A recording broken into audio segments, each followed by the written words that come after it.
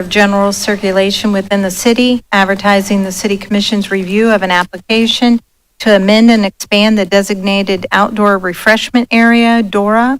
Attached here too is a true and correct copy of the legal notice published on May 31, 2024. I move that the communication be ordered received, recorded in the minutes, and filed. Second. Been moved and seconded. Clerk, call the roll. Mrs. Tackett? Yes. Mrs. Houston? Yes. Mrs. Brown? Yes. Dr. Estra? Yes. Mr. Rue? Yes. Staff report. Hello, Commissioners. This public hearing is about expanding and amending the designated outdoor refreshment area, which Ohio Revised Code allows cities to do. It's basically an area or a district where adult beverages can be carried from establishment to establishment in a single-use plastic cup. So the city established this in 2019. Every 5 years, per ORC, it's required to review the DORA, see what's working, see what's not. And so tonight we'll be bringing you a first reading to expand that. And so the expansion probably help you if you saw it. So really, if you're looking at the screen, where the DORA ends is this little triangle right here is where Station 1, the establishment, is. Station 1, the fire station's right here. And so this expansion will cover the Museum of Art and the amphitheater at Veterans Park. This was brought per the request of the Museum of Art so that they can enhance their programming around First Fridays, things of that sort. And in coordination with the Parks Department, decided that the amphitheater and the Summer Arts Festival was a great opportunity to kind of naturally expand this entertainment area. In terms of the program, the one amendment that's being made is the DORA hours will begin at 9 a.m. instead of 11 a.m. This was per request of Cohatch and some of the folks that downtown businesses in terms of the farmers markets and some of the morning events typically on weekends, so that they would be covered by the DORA. Outside of the legislation, we will be enhancing the signage. We found that compared to some other areas around the state, it's a little bit more difficult to know if you're within or not within our DORA here in Springfield. So above on the screen, you'll see entrance and exit signs that are proposed by staff that will be more the size of like a speed limit sign and a little bit lower so that people who are walking can see. So the staff recommendation is to approve this based on comments received from the CVB and the downtown business community.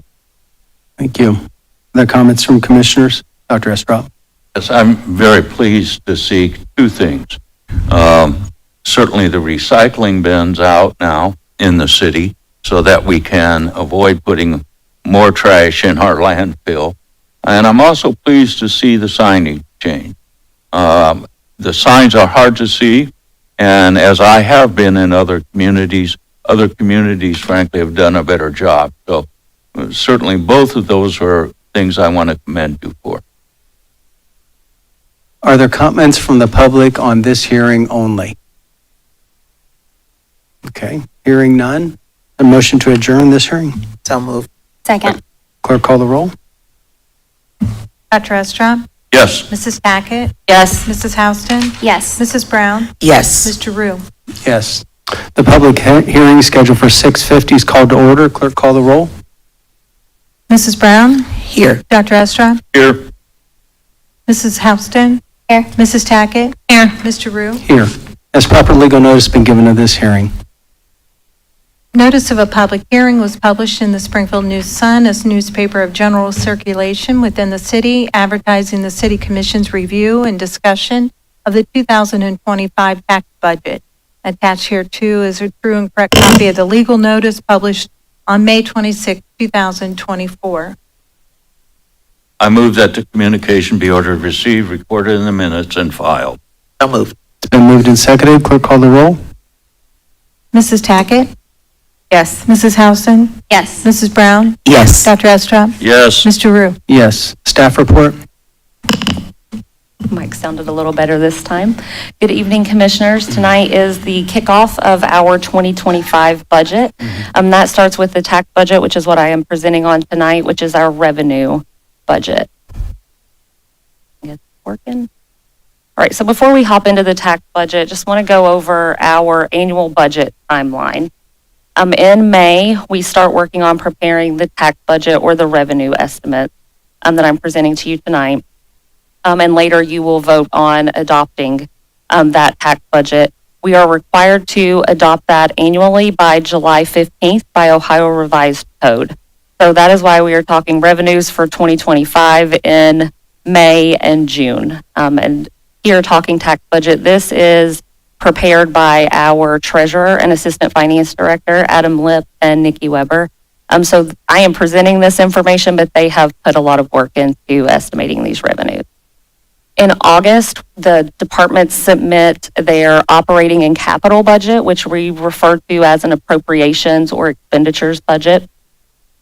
In September, we start having departmental meetings to review what has been submitted. In October, the city manager and I are compiling all the information, comparing our revenues and expenditures, evaluating projects based on commission's goals and objectives and our citywide strategic plan to see what makes the cut for budget. And then on November 1st, we are required to have that city manager's office preliminary budget, which the 2024 document is currently on the city's website. But that is required by charter to be published by November 1st. Then mid-November, we have 2 evenings of budget meetings with commissioners where we review that document. And in early December, we have a public hearing on that document, similar to this one for the actual appropriations. And then mid-December, we're bringing back that annual appropriation ordinance to establish those expenditure budgets for the following year. So moving into the tax budget, which again is the revenue document. The tax budget serves the following purpose. So it establishes or requests millage for real estate tax collections, which I'll talk about on the next slide. It establishes the base of revenue estimates for the upcoming budget year, and then combines estimated receipts with the estimates for end-of-year unencumbered cash balances, thereby establishing the maximum appropriation capacity in the upcoming appropriations budget. So more simply, what we are doing here with the tax budget, those revenues dictate the amount that we can bring back for those expenditure appropriations at the end of the year. Our expenditures cannot exceed our revenues that we're presenting to you tonight for the tax budget. We make adjustments to those. It's not a hard line. It's a line in the sand. So we come back and make adjustments to those with supplemental appropriations and then through additional requests to update the tax budget. So for the general fund, as you know, the main dominant source of revenue is income tax. The city also receives real estate taxes for a few specific or earmarked purposes. So here you see the special police levy is at 3 mils or a little over $3 million. The police and fire pension is old police and fire pension debt. That's at 0.6 of a mil. And then the conservancy district is at 0.4 of a mil. And that is simply a pass-through. So you'll notice here at the bottom of the slide, the assessed valuation by the county for property values is $1,012,354. That number is only down by about $4,000. And we saw a significant increase last year when I presented the tax budget, as it was the first time the assessed values crossed the $1 billion mark. They were previously around $800 million. But this year we see that number down about $4,000 overall. But that had minimal impact on those three items. Next, we'll move into general fund revenues. So last year, I'll just call out the total here at the bottom, the $58,383,282. Last year, the number presented here was $57,338,220. So we are predicting a 1.8% increase. I want to highlight income tax here at $47,646,225. Our reliance on income tax continues to grow. We're now at 82%. The increase from 2024 to 2025, the assumption built in here for growth is 3.5%, which really I would call flat. And the reason that I say that is when we look at annual wage growth in Ohio, it was 3.1% in 2023. Income tax revenue for the city was only up 1.3% at the end of 2023. So really in that instance, declining. We're currently up 2.7%. So we continue to see that as flat because the number of net new jobs remains stagnant and the continued impact of remote work and state legislation surrounding it. So when you think of like Assurant and Code Blue, we continue to see the impacts of that. One thing I do want to highlight with income tax is that population growth does not equal income tax revenue growth. Job growth and additional housing equals income tax growth. So we've had some losses, but as you're aware with developments, we have some great things in the pipeline currently, but it takes time to realize that growth in revenue. Interest here is at $900,000, which is 1% of overall estimated revenue. Fines, licenses, and charges are a little over $3 million at 6%. That includes permits, charges for municipal court, things like that. Other shared taxes is reflective of the liquor and cigarette tax, which is less than 1%.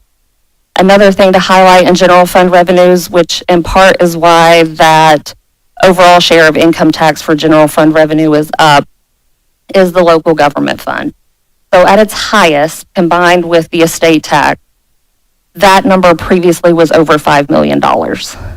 House Bill 1 for the 2024-2025 state operating budget, that percentage was increased from 1.6% to 1.7%. Now that's of the state budget. In the state's budget, they set aside a pool for the local government fund that was increased from 1.66% to 1.7% with the 2024-2025 budget. In 2012, the amount set aside for that was 3.68%. So as you'll recall, the state cut that in half to balance the state budget. With House Bill 1, even though they increased that amount from 1.66 to 1.7, additional tax cuts at the state level decreased the amount of money available in that pool. So the number that we're showing here, $2,050,000, is a 22% decrease from this year. Last year, we presented a number that was a little over for this year, we're expected to receive $2.5 million. That number drops to close to $2 million next year. So just want to highlight the emphasis there on the continued cut from the state for those local government dollars and how that's driving up the city's reliance on income tax. I appreciate that explanation and the number. To put this in very simple terms, the state of Ohio balances its budget on the back of local government, in part, as well as school. They balance the budget of the state. State, interestingly now, has a surplus of money. Are those funds coming back to schools and cities? You just heard, minimally. Had it not been for the voters of our city who approved 2 levies, this city would be near or in bankruptcy. So when the state government makes decisions to cut funding, it does flow downhill to the local people who have to step up to the plate if the same level of service is expected, because that has to be paid for. So I want to make it clear that the reductions in state spending have had a tremendous impact on this community and other communities in Ohio who've had to step up and plug the gaps created by lack of state funding with local dollars.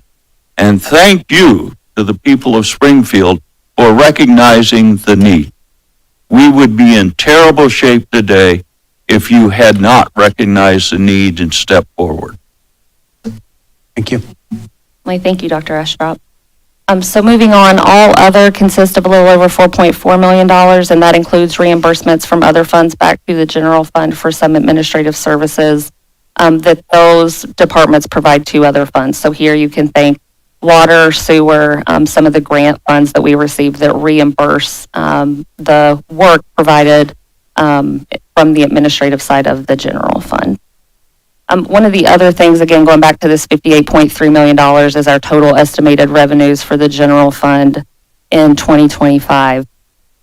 our expenditure budget for 2024, just to put it in perspective for commission and the audience, is $58.6 million. So if you look at our expenditure budget this year, it being at 58.6, and we're estimating revenues of 58.3 next year, we have some work to do as we work through the budget cycle, and as we for 2024, honestly, and as we move into 2025 with income tax revenues where they currently are, as we move through the budget process. So just bringing awareness to that.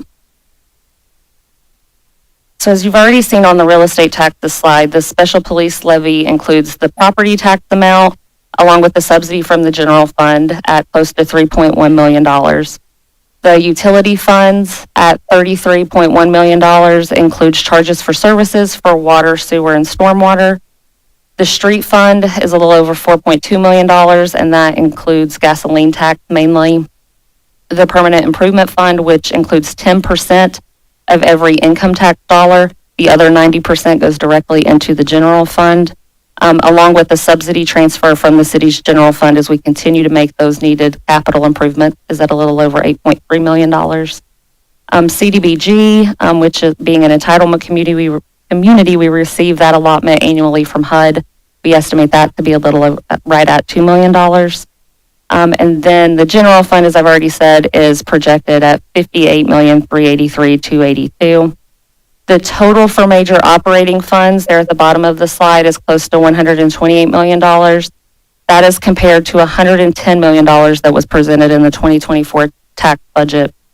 This increase is due to an accounting change for the fire division, as you'll recall, that we made in the fall with the appropriations budget, with the city manager's budget.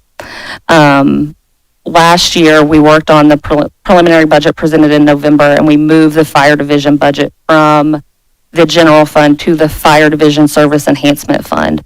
So $15.6 million that is reflected in the general fund's $58 million is also reflected in the fire division service enhancement fund as a revenue, because the general fund will transfer that amount for fire EMS services to the fire division service enhancement fund. So that's simply an accounting change and just explaining that jump from the $110 million to roughly $128 million.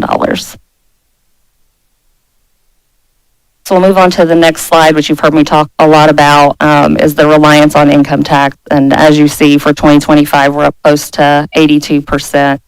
What I want to call out here is for 2023 and 2020, these two are somewhat anomalies because in 2023, as you'll recall, we received grant reimbursement for the NOMC building located out at the airport from at the federal level and at the state level.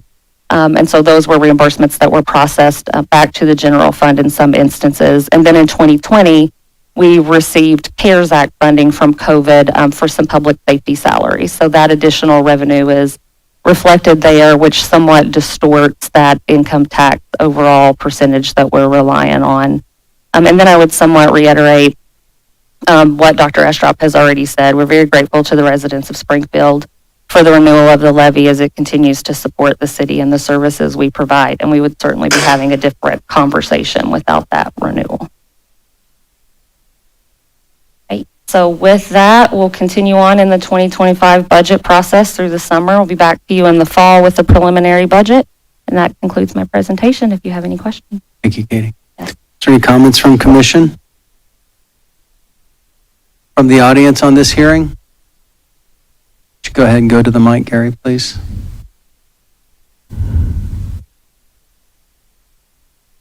Say because citizens voted for those levies, it helped.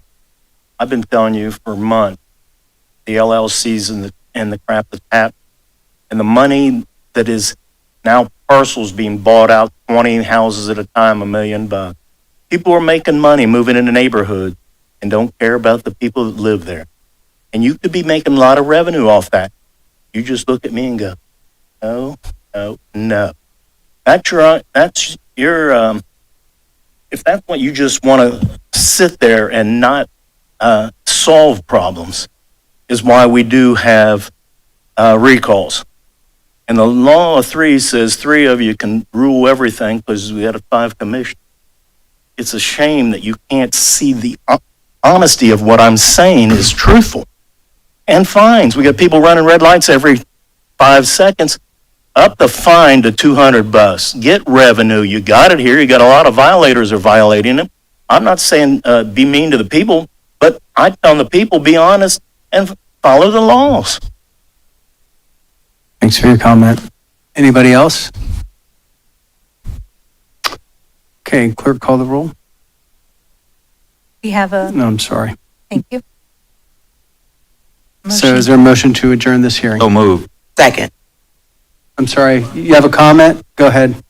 Thank you. This is for the next hearing, Otis. Thank you. Okay, go ahead and clerk, call the roll. Mrs. Houston? Here. Mrs. Tackett? Here. Mrs. Brown? Here. Dr. Estrop? Yes. Mr. Rue? Here. The hearing scheduled for 6:55 is called to order. Clerk, call the roll. Mrs. Brown? Here. Dr. Estrop? Here.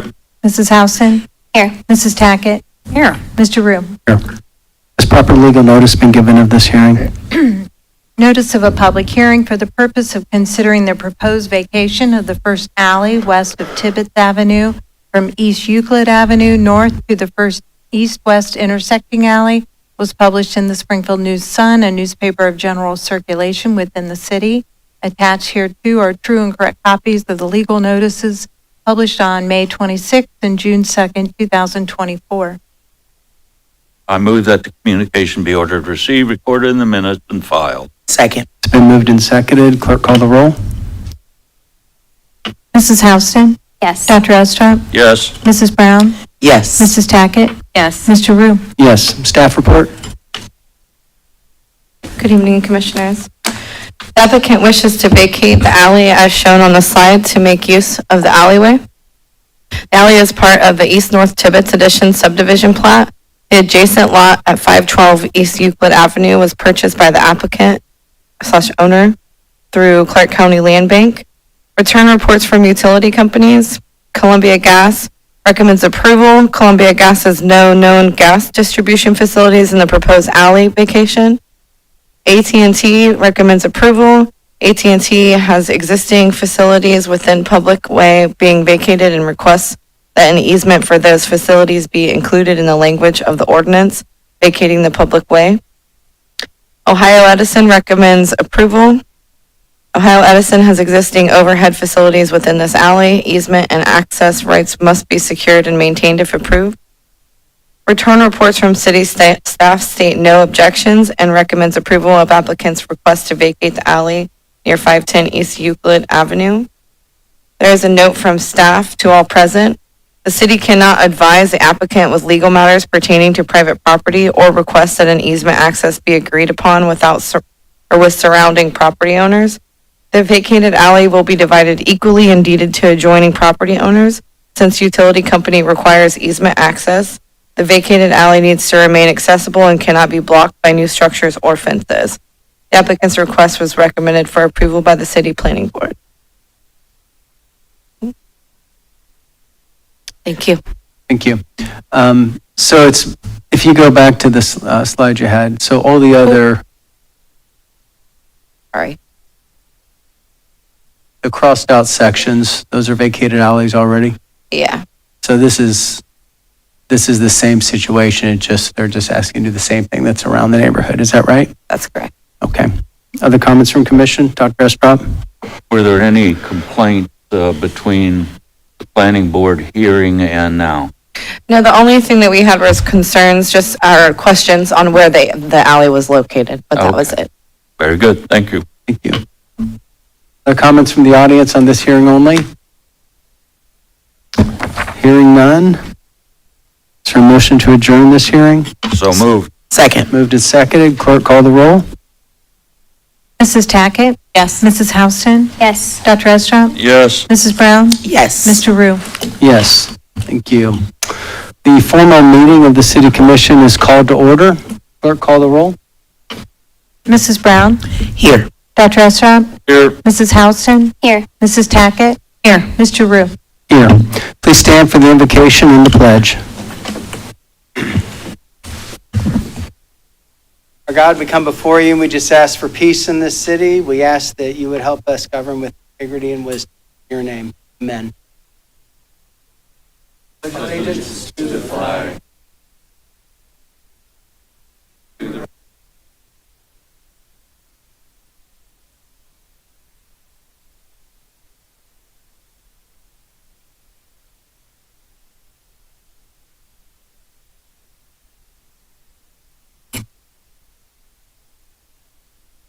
Your approval of minutes? So moved. Second. It's been moved and seconded. Clerk, call the roll. Mrs. Houston? Yes, sir, sorry. Mrs. Brown?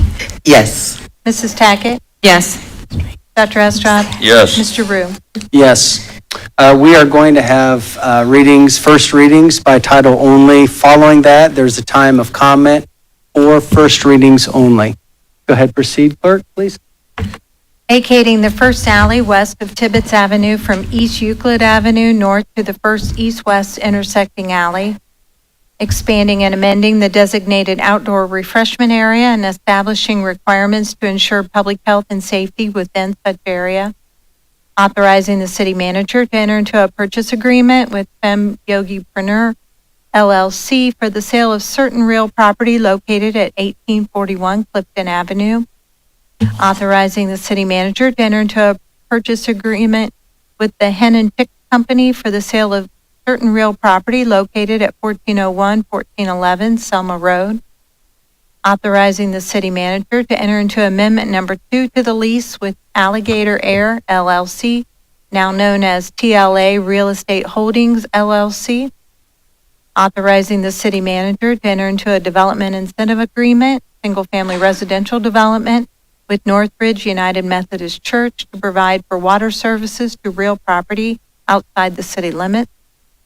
Authorizing the city manager to enter into a contract with Southern Ionics Incorporated for the purchase of liquid sodium bisulfite for use by the city's wastewater treatment plant for a period of 1 year with an option to renew for 2 additional 1-year periods for an amount not to exceed $71,600 for the initial 1-year period.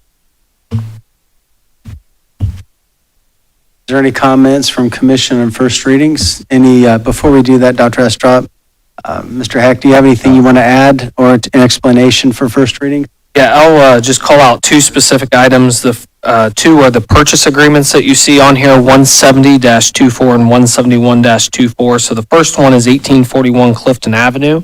This is a property adjacent to grocery land off of South Limestone and John Street.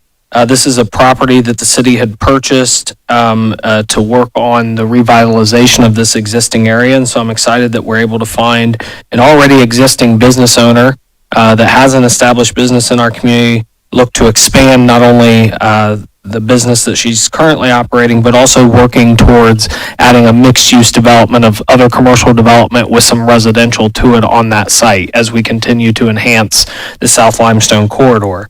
And then the second one, 171-24, 1401 to 1411 Selma Road. This is the former Fire Station 3. As you know, we closed that station primarily because we had apparatus that would not fit inside the garage door with the height, and the engine was at a point in time where it needed to be retired.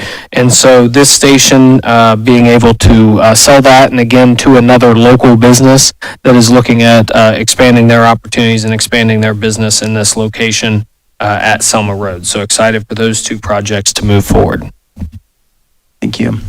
The comments from, The 171-24, Brian, again, Hen and Chicks, they're not an agricultural operation. No, they are actually a residential staging company. So if you were looking to rent or sell your home, you can stage that home for showings and so forth.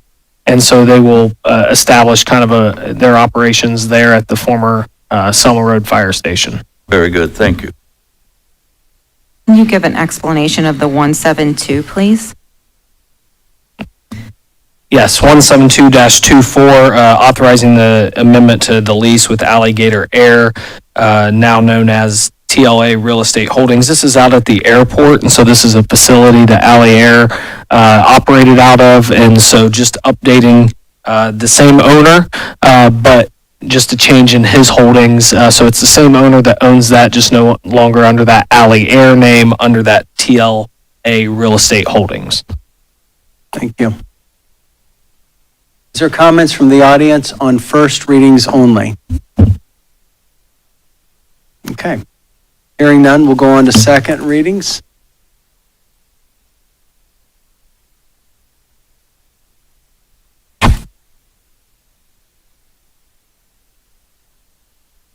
You ready?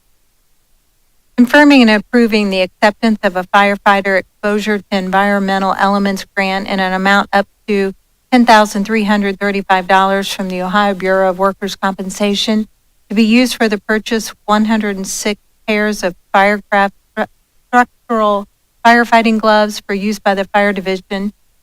Confirming and approving an expenditure of up to $2,067 to be used as local matching funds, and authorizing the city manager, finance director, law director, and fire chief to perform all acts and execute all documents they consider necessary to fulfill the city's obligations under said grant and to comply with all relevant local, state, and federal legal requirements.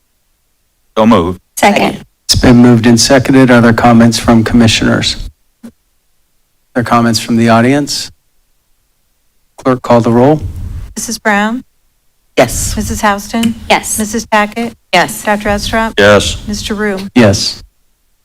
Consenting to the painting of bridge superstructures within District 7, including SFN 120280 over the railroad on State Route 40 ramp to US 68 within the city of Springfield by the Ohio Department of Transportation, fiscal year identified as fiscal year 26 and further identified by PID number 110152, providing for the maintenance of the right-of-way and authorizing the city manager to enter into agreements with the Director of Transportation of the state of Ohio necessary to complete the project.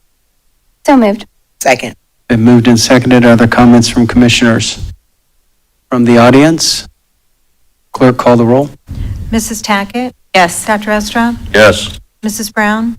Yes. Mrs. Houston? Yes. Mr. Rue? Yes.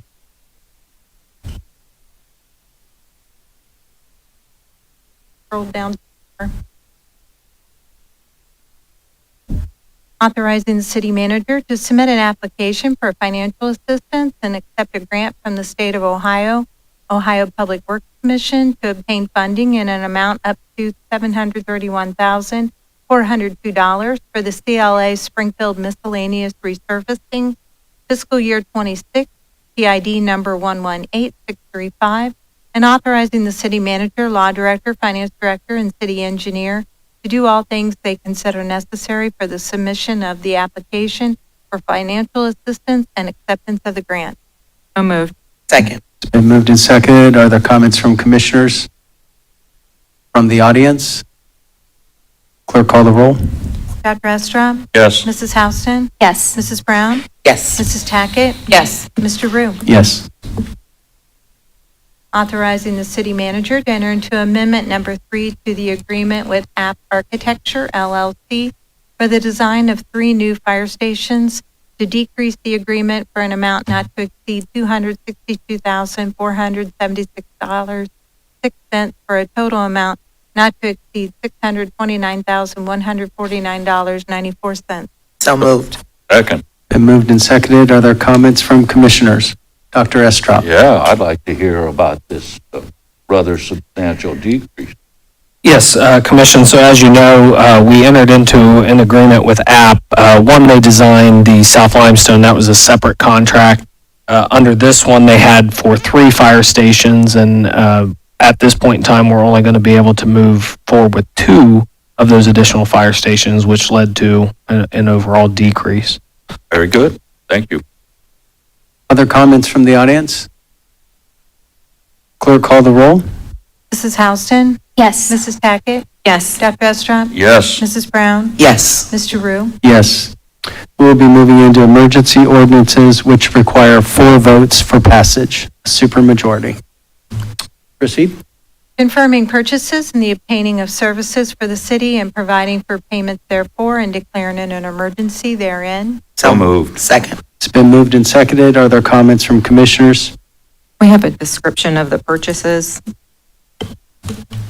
Certainly, Commissioner. So moral obligations occur anytime that we do not have a purchase order in place for a good or service that exceeds $100. So an example of a moral obligation on this list is one with Valley Truck, where we ordered a truck in 2022 or a vehicle in 2022.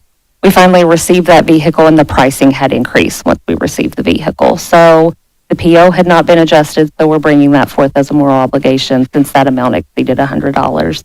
But otherwise, the full list is available on the city's website at springfieldohio.gov the Friday afternoon before a Tuesday commission meeting. Good question. Thank you, Tracy. Any other comments from the audience? Clerk, call the roll. Mrs. Brown? Yes. Mrs. Houston? Yes. Mrs. Tackett? Yes. Dr. Estrop? Yes. Mr. Rue? Yes. Providing for supplemental appropriations within various funds and declaring it an emergency therein. So moved. Second. It's been moved and seconded. Are there comments or questions from commissioners? From the audience? Clerk, call the roll. Houston? Yes. Dr. Estrop? Yes. Mrs. Tackett? Yes. Mrs. Brown? Yes. Mr. Rue? Yes. Adopting the tax budget of the City of Springfield, Ohio for the fiscal year beginning January 1, 2025, and submitting the same to the county auditor and declaring it an emergency therein. So moved. Second. It's been moved and seconded. Are there comments from commissioners? I want to say thank you, Katie, for working on this. I know this begins a long process, and you're very diligent in doing that, so thank you for all your hard work and your team. Any other comments from the audience? Clerk, call the roll. Dr. Estrop? Yes. Mrs. Houston? Yes. Mrs. Tackett? Yes. Mrs. Brown? Yes. Mr. Rue? Yes. Authorizing the city manager to enter into a plat agreement, subdivision development between the city and Sycamore Ridge Project 1, LLC, for the Sycamore Ridge development, and authorizing the city manager, law director, and finance director to do all things necessary to implement the said plat agreement, subdivision development, and declaring it an emergency therein. So moved. Second. It's been moved and seconded. Are there comments from commissioners? Can you just give us more information on this? Thank you. Yes, Commission, the Sycamore Ridge development is a subdivision, single-family residential subdivision located at the corner of Burnett and Leffel Lane. It's the old Capelli farm site, and so specifically they will be developing roughly or approximately 220 single-family homes on this former acreage, about 100 acres total of property. And you maybe have seen some work just clearing and grubbing that has gone on to date. And so this plat agreement puts into place as they will be putting in public infrastructure that ultimately at the end of the day gets turned over to us as public roadways and utilities and so forth. So the plat agreement puts in those warranties and protections that those are installed properly and to our satisfaction and to our specifications. And that portion will be annexed into the city, is that correct? That property actually has already been annexed Right. into the city, so it is part of the city. This actually probably kickstarted about 2.5 years ago, and there were some legal challenges or legal issues with the property itself because it was 23 different family members trying to sell this property. And so it's taken a little while to get going and off the ground, but they are trying to have this first phase with public infrastructure in by the end of the year so that homes can start in the first quarter of 25. And is that both sides of Leffel, so on the north side and then the south side? No, currently this project only involves north of Leffel Lane. Okay. The same developer did buy the portion that's right along the highway south. They do not have any immediate plans for that acreage at this time. Okay. And was that property also annexed into the city? Yes, Thank you. you're welcome. How many houses did you say are plotted for this? Approximately 220. Excellent. Other comments from the audience? Please go to the mic.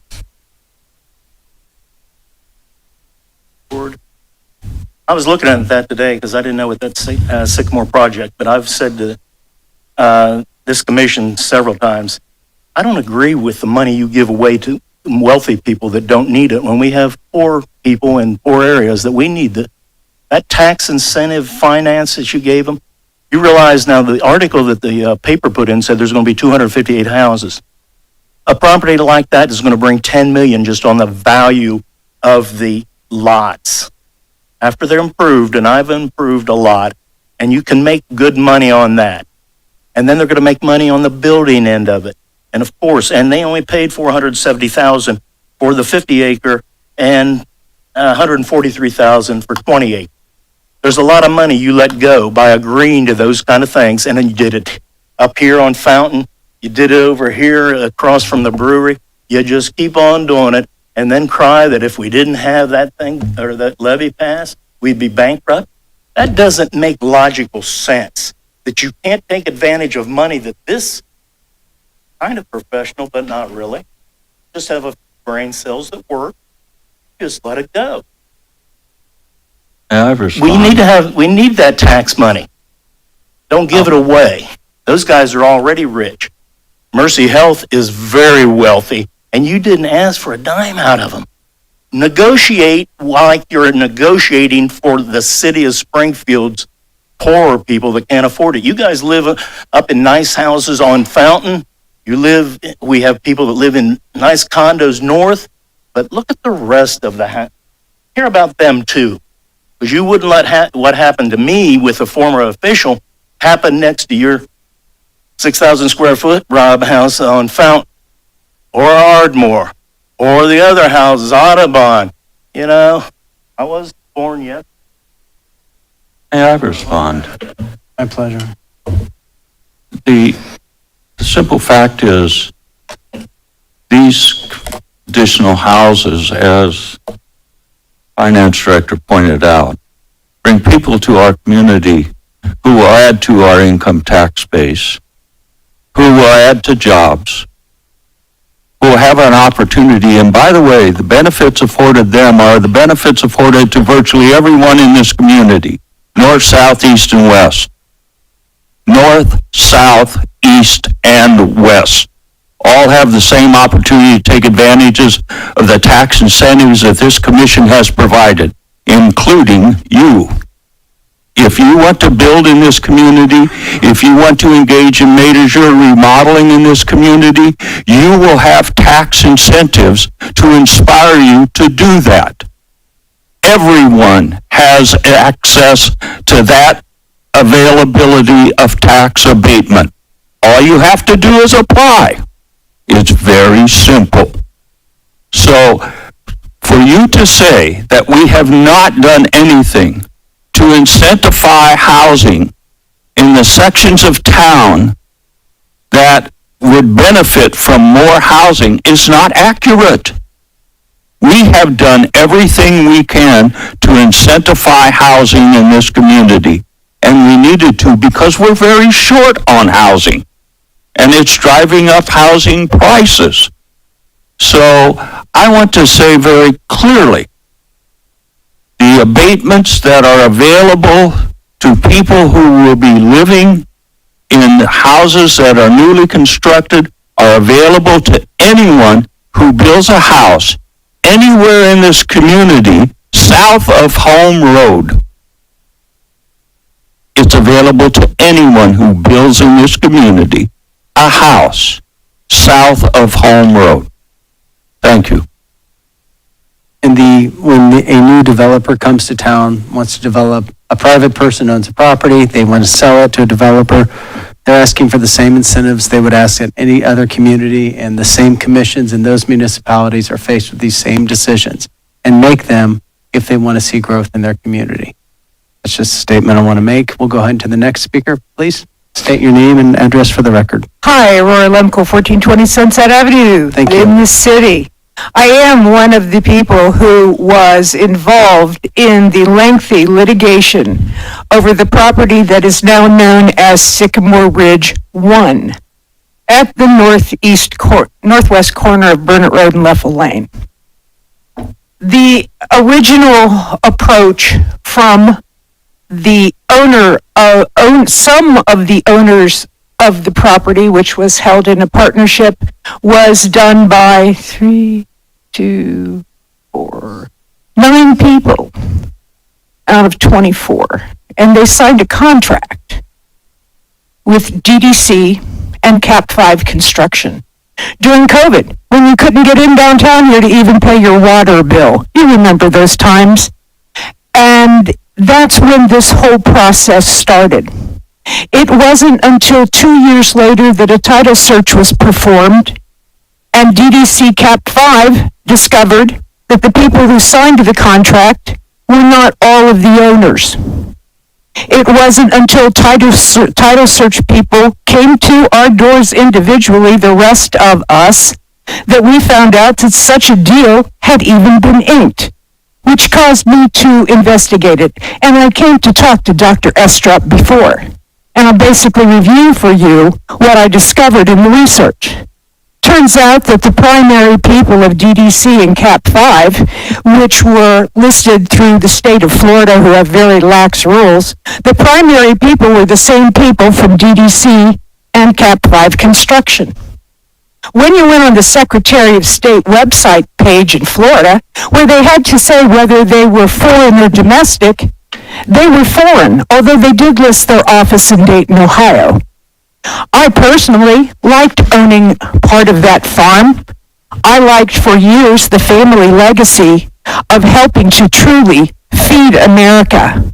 We sold those crops to producers of beef and pork and basically that kind, not cereal, but to farm animals. So here it was. They're at our door. We have a contract. We don't know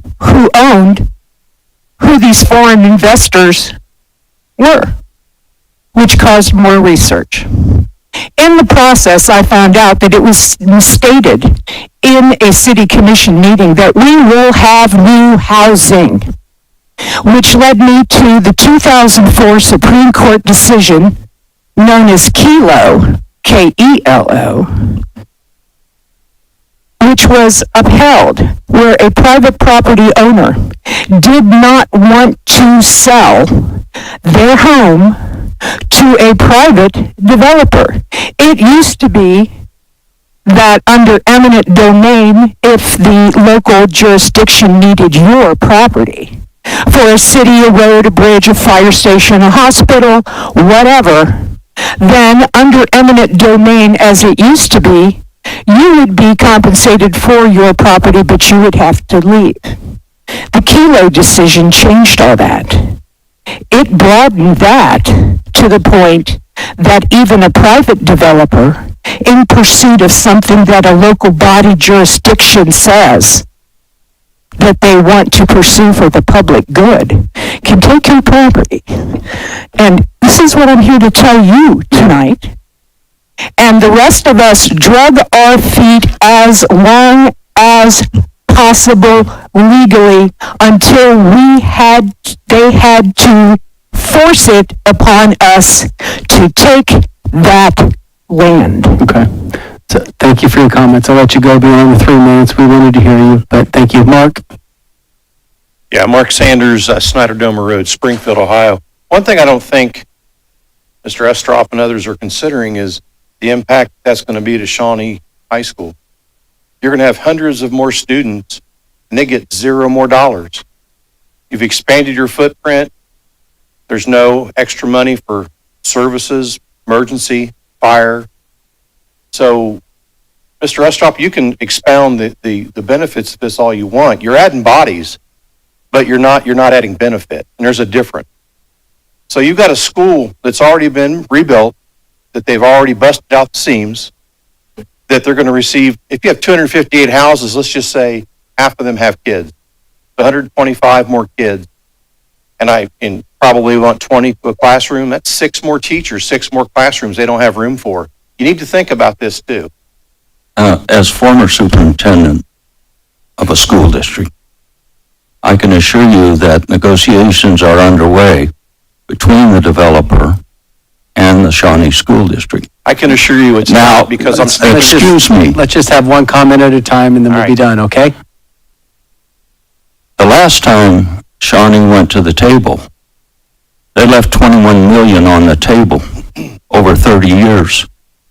They would have collected, based on the proposal made by another developer, $83 million over 30 years. I don't think they're going to starve to death. And if you take the 125 students and you spread it across 12 grades, or 13 grades if you want to talk kindergarten, it's a small input, a small impact on those schools. And they are, I would assume, going to do a better job of negotiating this time. Instead of leaving 20 million on the table and walking away from it, I assume they're going to do a better job of negotiating this time and take advantage of some of the incentives the developer is going to offer them and some of the cash. But that's up to them. So, Mark, we have been talking about the increase in the Shawnee school system, been sympathetic to it because the state really hasn't set up the school system funding and new development into any community in the state of Ohio. They've not really worked in tandem. So it is a problem, not just in our community and others, but we provide the services to the new developments, the annex properties. That's why we're developing fire stations in those areas so we can respond with quick time. But, it's not like we've not thought about the impact that it will have on Clark Shawnee, and we discuss it. We meet with superintendents, but we do want them to get the greatest tax benefit they can have. So non-school TIF is what you'll hear, and we try to do that or try to promote that as much as we can on this end. Thanks for your comments. We need to move on. You have a comment, sir? Yeah, Mark Titus, Suncrest Drive. I guess I'm just amazed at the fact that the city of Springfield is expecting the city or the people of the township to pay for your educating of your children. I don't know how you can morally justify it. Can you clarify that? School district boundaries are not defined by municipal boundaries. So school district boundaries are set by the state. So if the people in Springfield Township refuse to vote in a tax levy to increase the size of the schools, where are your city kids going to go to school? Clarify that. May I take a shot at trying to clarify? There are students who live in the township who go to Springfield City. There are students who live in the city who go to township school. And the tax revenue that's raised only supports the students who attend. If you are, the boundaries, as Brian said, are not the same.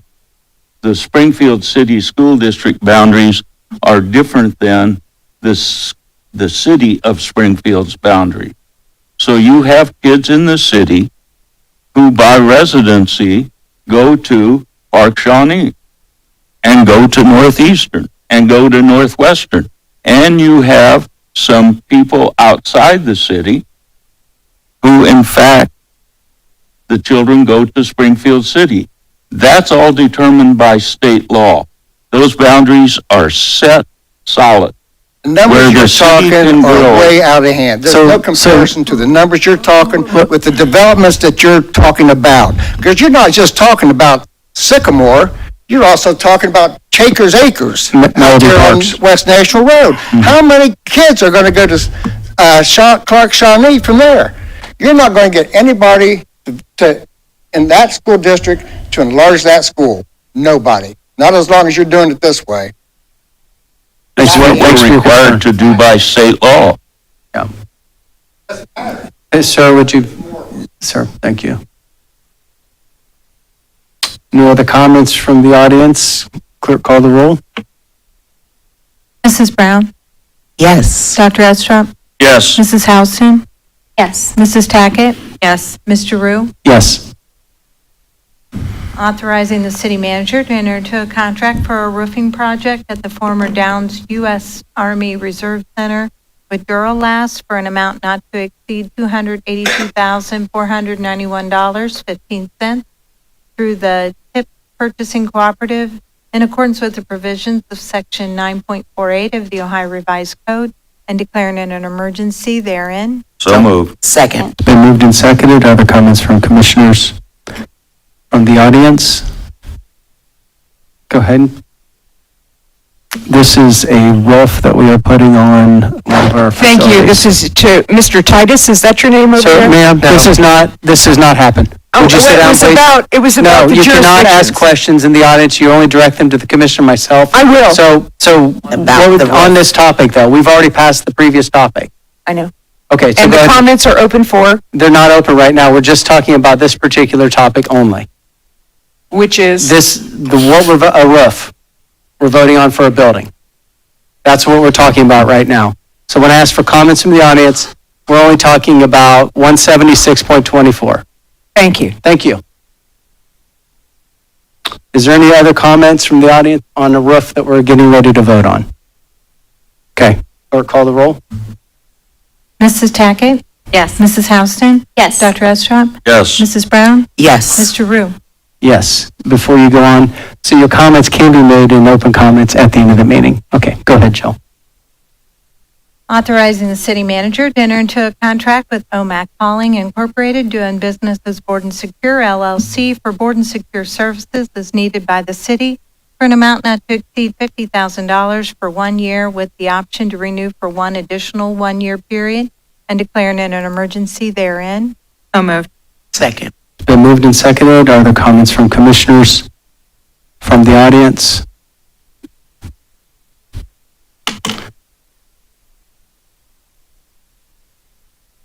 Aaron? Hi, Rob. That $50,000, is that for the whole year for all the houses that need boarded up? This is one of the contractors that we contract with, and it's not to exceed $50,000, and there's 3 or 4. I think this is the third. This is the third contractor, so when we need a house boarded up that's condemned, we call one of the 3 contractors, and within that pot of money is $50,000 to spend throughout the year with any one of those contractors, not all at once. So if it costs $1,000 to do a house, that's what we pay them for that job. Okay, that was my question. It's not $50,000 to board one It's just house. it's a budget of $50,000 to take care of these type of needs. Well, Thank you. Any comments from the audience? Clerk, call the roll. Mrs. Houston? Yes. Dr. Estrop? Yes. Mrs. Brown? Yes. Mrs. Tackett? Yes. Mr. Rue? Yes. Confirming and approving change order number 1 to the contract between the city and Majors Enterprises Incorporated for the Northridge Waterline Project to extend the project completion date to November 15, 2024, authorizing the city manager to execute said change order number 1 and declaring it an emergency therein. So moved. Second. It's been moved and seconded. Chris, could you go ahead and explain what's going on here, please? The change order itself is simply an extension of the completion date. The contractor was awarded the contract. They have ordered all of the pipe. It is sitting on Durr Road. There is a large vault that they need to get started with the project. That vault is not readily available. So by extending the completion date, this will allow us to pay the contractor a portion of the materials that are currently stored on site. The project itself, we provide water to Northridge in Moorfield Township. They have one feed serving 3,400 customers. This will provide a second feed from around 334 and Durr Road up to Montego in case of an emergency in that area. This project is 80% funded with grant funds from the state of Ohio. Okay, thank you for the explanation. The comments from the audience?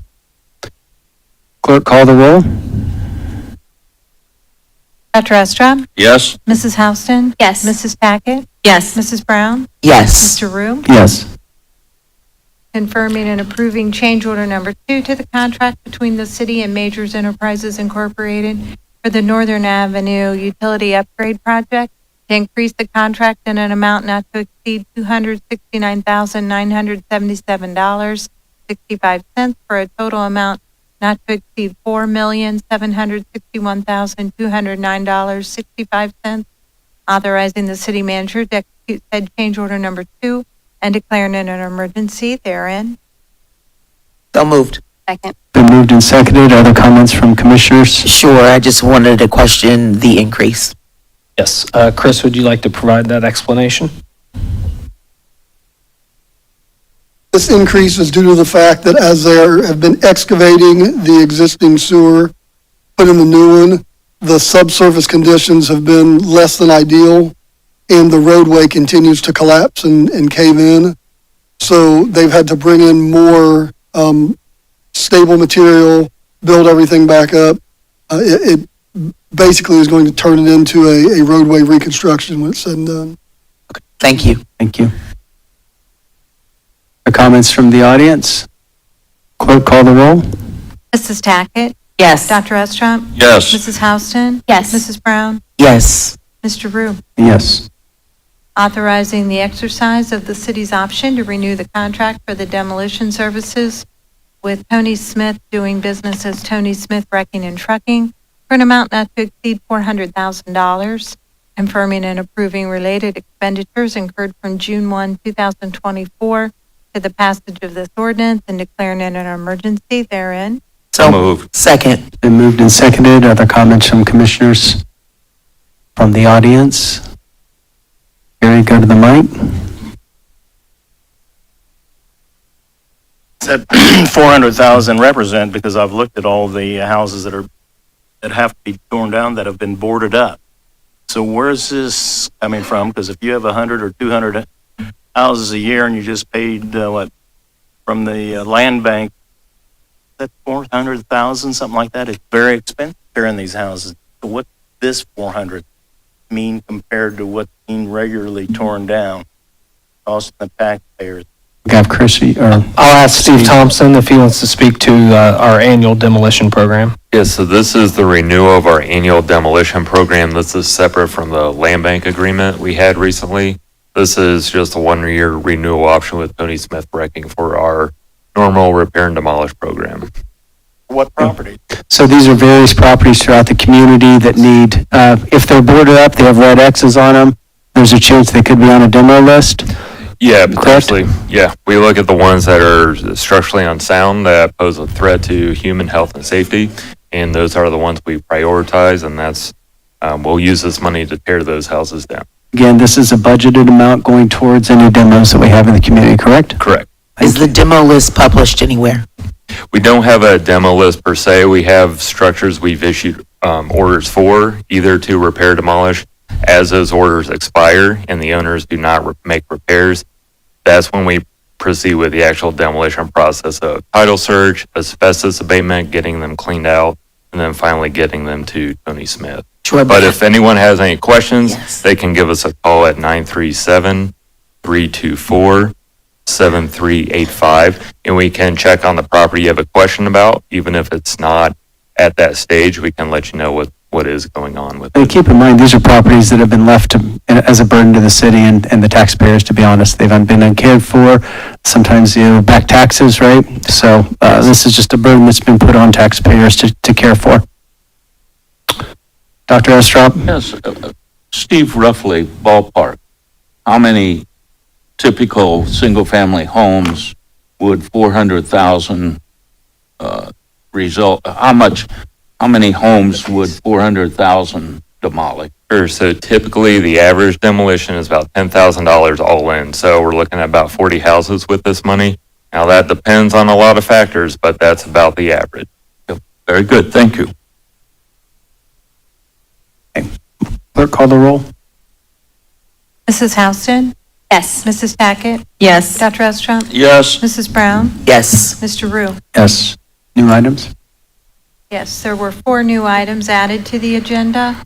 Confirming and approving an application to the Ohio Department of Transportation, ODOT, Office of Aviation, for an Ohio Airport Improvement Program Direct Grant for state fiscal year 2025 in an amount up to $498,330 for the replacement of taxiway EFJ, edge lighting and cabling north of runway 624 at the Springfield-Beckley Municipal Airport. Authorizing an expenditure of up to $94,920 to be used as local matching funds. Authorizing the city manager, law director, airport manager, and the director of finance to do all things necessary for the submission of the application and to comply with all relevant local, state, and federal legal requirements. repealing ordinance number 24-154 and declaring an emergency therein. So So moved. moved. Second. It's been moved and seconded. Are there comments from commissioners? From the audience? Clerk, call the roll. Mrs. Brown? Yes. Dr. Estrop? Yes. Mrs. Houston? Yes. Mrs. Tackett? Yes. Mr. Rue? Yes. Appointing Michael Adamson to the Community Grant Advisory Board and declaring an emergency therein. So moved. Second. It's been moved and seconded. Are there comments from commissioners? We appreciate all the citizens who volunteer to serve on various committees and boards that we have. There's a lot of time involved, and we certainly appreciate your time and your addition of help to the city. Yeah, very true. Comments from the audience? Clerk, call the roll. Mrs. Houston? Yes. Mrs. Tackett? Yes. Mrs. Brown? Yes. Dr. Estrop? Yes. Mr. Rue? Yes. Appointing Carrie Pedraza and Jerome Ray to the Community Grant Advisory Board and declaring an emergency therein. So moved. It's Second. been moved and seconded. Are there comments from commissioners? Same as what Dave said. Thank you. From the audience? Clerk, call the roll. Mrs. Tackett? Yes. Mrs. Houston? Yes. Dr. Estrop? Yes. Mrs. Brown? Yes. Mr. Rue? Yes. Consenting to the reappointment of Casey Jones and Alex Went to the City Planning Board and declaring an emergency therein. Move to adopt. Second. Been moved and seconded. Are there comments from commissioners? From the audience? Clerk, call the roll. Dr. Estrop? Yes. Mrs. Tackett? Yes. Mrs. Houston? Yes. Mrs. Brown? Yes. Mr. Rue? Yes. That concludes our agenda. Is there committee reports? Commission, I just wanted to address a couple properties that were mentioned at the last meeting, 837, 839 South Wittenberg. We do have active cases on that property currently and are working with a reinspection date of this past week. So I'll get an update if they've complied with those orders. Then 518 North Schaefer and 2238 Ontario Avenue, separate complaints were mentioned at the last meeting. We did not have any active cases on those, so we are working to establish the issues and concerns and take cases and orders against them. I also was going to have Jason Vi give an update real quick. Obviously, one of the things that we've focused on is the driving piece of our immigration area, and so Jason can give an update on a recent class that was provided. Good evening, and thank you for your question. Just last week, in collaboration with Jason, can you lean in for me? Sorry.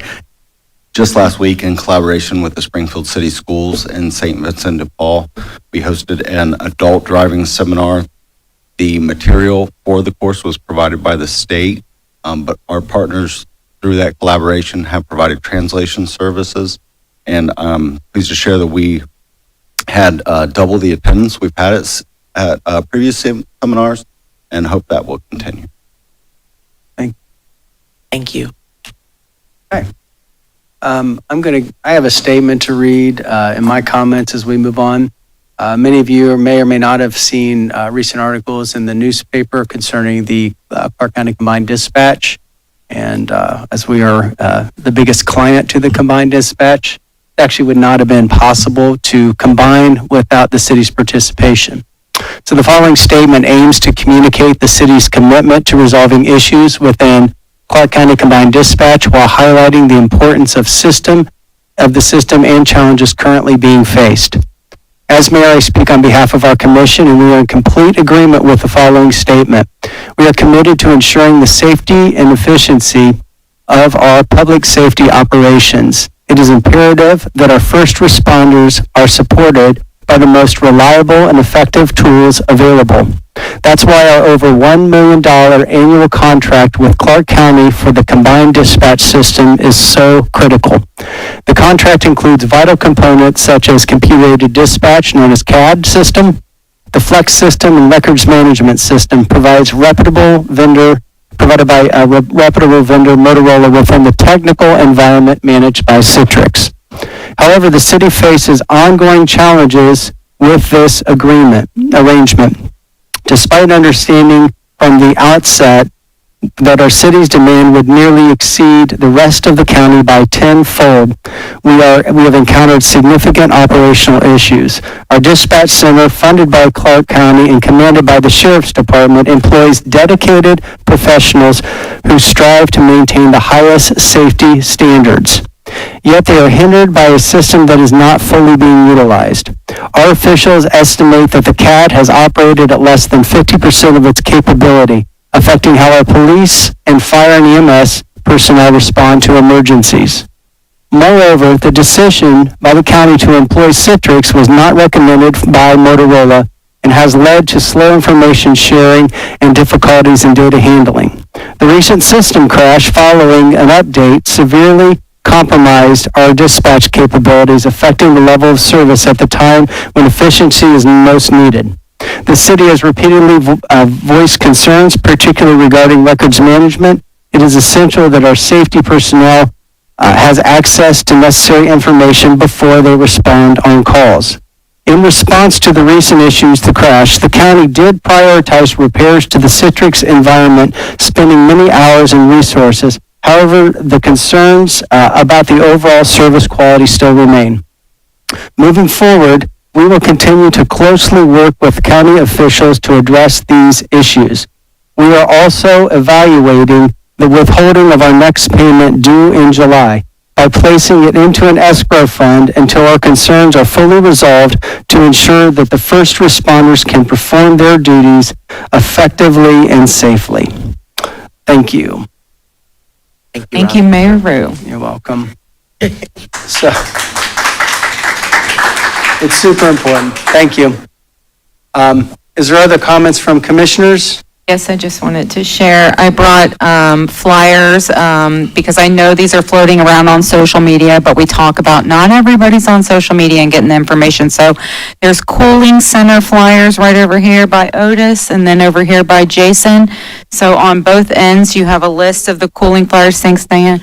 And then we also we talk about the housing, right? So right now, Section 8 Housing Choice Voucher Program is open for applications. I also brought these, and please share them out in the community if you can. Thank you. Thanks. And I did want to comment on our Juneteenth festivities in the city, and more to come tomorrow. I'm very excited to see our city embracing such a historic day, and I would please ask you all to please look into what Juneteenth is, if you're not already aware of what it is, and join in that celebration as well tomorrow. So happy Juneteenth, everyone. Crystal.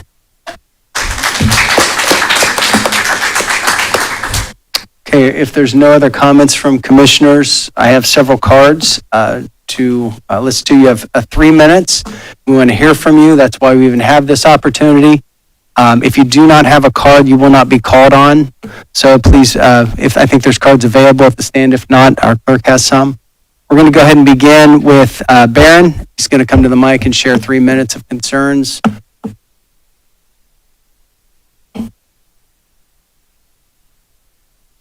My name is Ken Barron Seelig. All my friends call me Barron. I live at 2040 Oakdale Road in Springfield.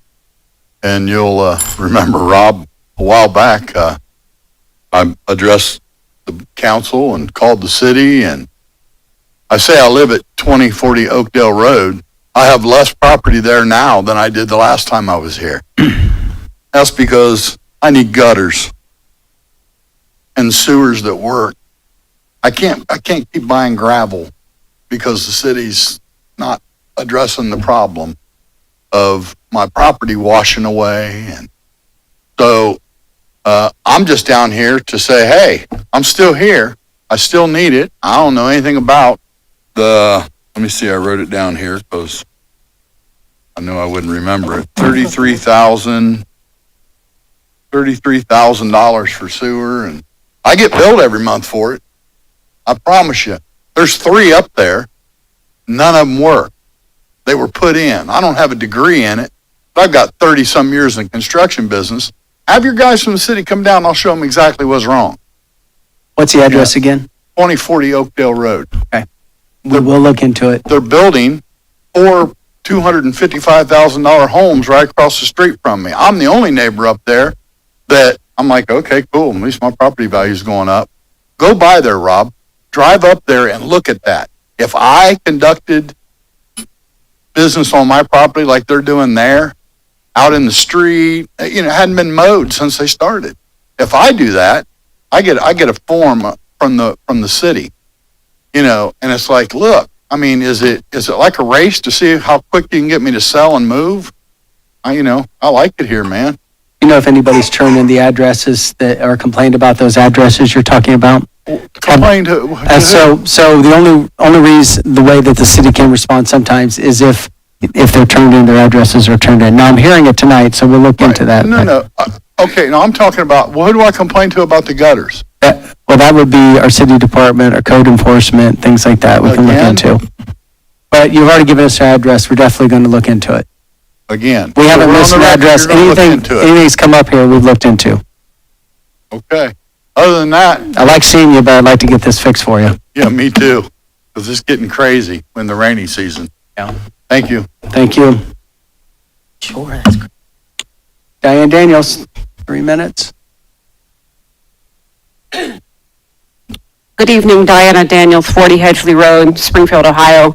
I came to Springfield in 1988. When I arrived, it was a lot like my home, mixed of rural and industrial, and I fell in love with Springfield.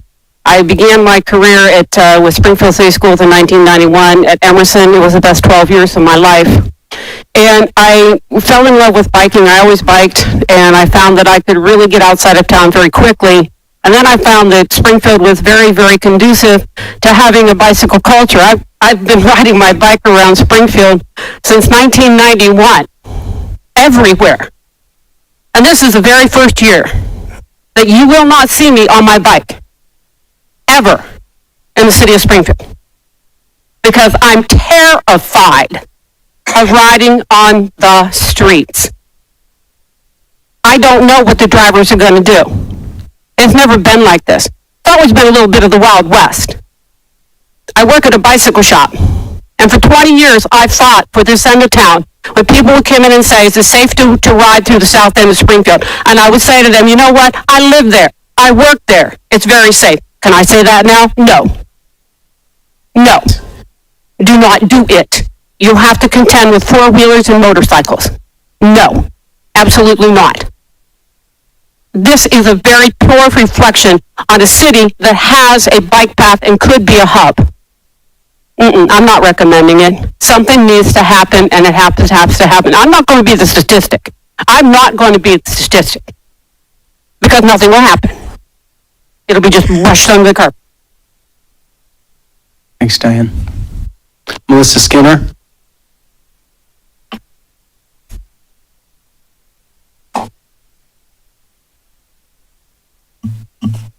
Melissa Skinner, 924 Grant Street. I want to say thank you to the police chief for getting back with my husband from our meeting 2 weeks ago about 4:30 this afternoon. So hopefully we'll get some answers to our problems from then. One reason why I came to the meeting this evening is to speak about a couple from the United States that gave their lives on a mission field in Haiti. Davy and Natalie Lloyd in May was ambushed by gangs. They were shot and killed one evening around 9 p.m. It is not a nice thing to read about or to hear their stories. I don't know these people personally. I do have family and friends who do know them, and they're devastated. I have two sons that several years ago took missions trips to Haiti. It was a risk then, and they were locked in barbed wire facility and was not permitted to walk or travel without proper guides to take them to minister in different areas. My one concern, and anyone coming to our city, is our safety and that our laws apply to all fairly. I am not sure who we are allowing in and what their backgrounds are. We need to make sure that our city is able to handle the additional population because it seems like in a lot of areas we cannot. With the strain on our city and our police, fire, and healthcare, etc., how do we plan to continue to handle this?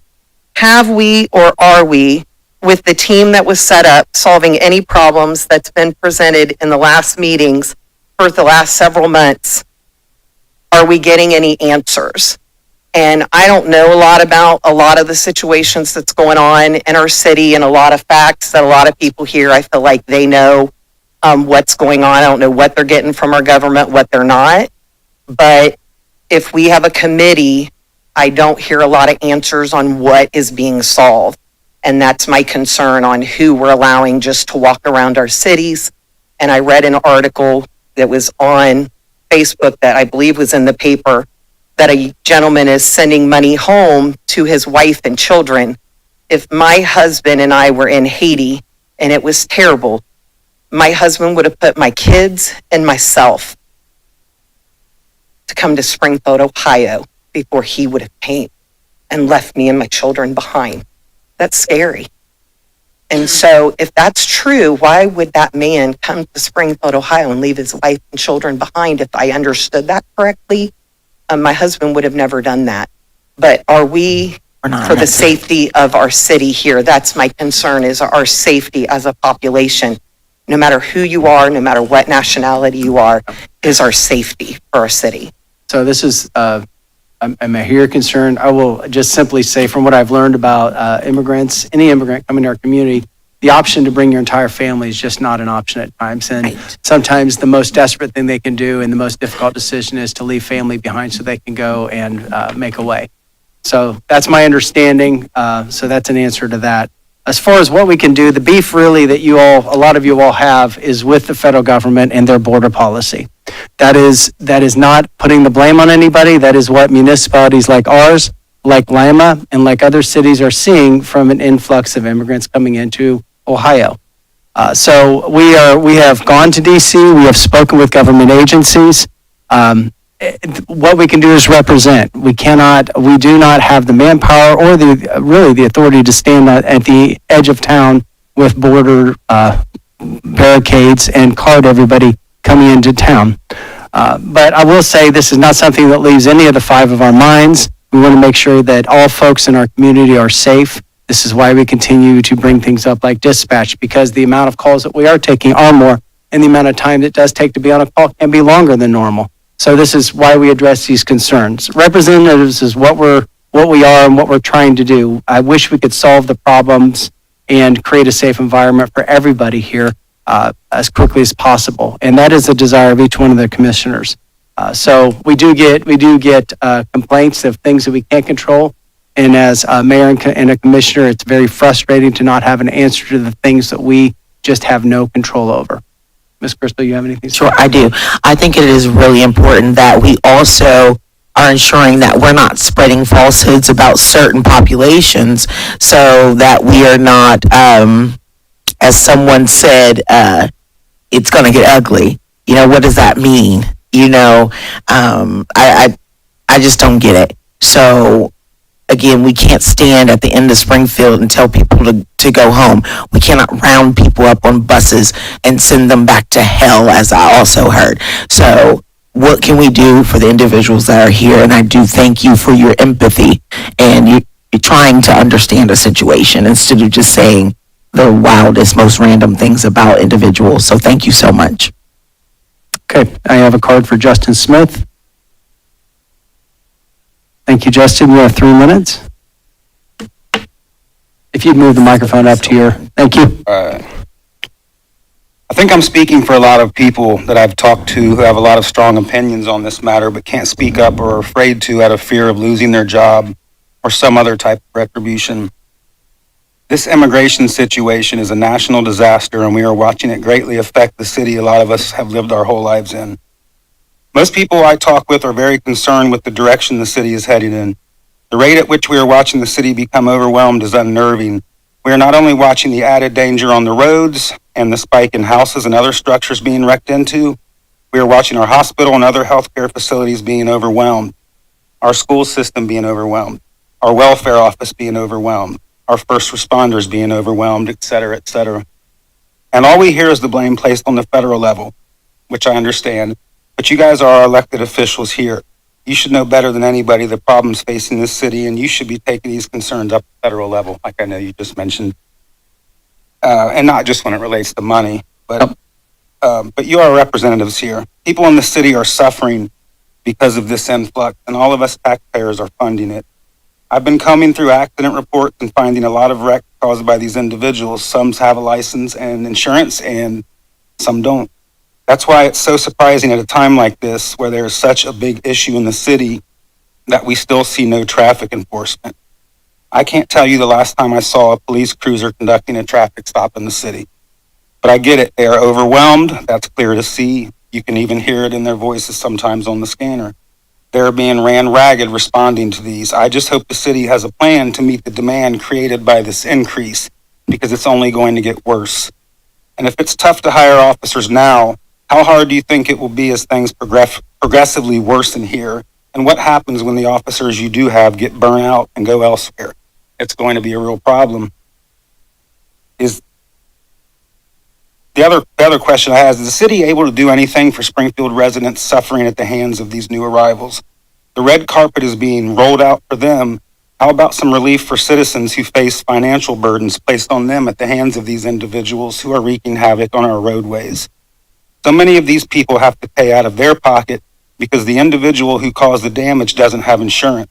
A lot of the time, these individuals don't even show up for court. Wanted to also mention Quinn Farrell. His garage was pulverized and his pets killed by a drunk immigrant with no license or insurance.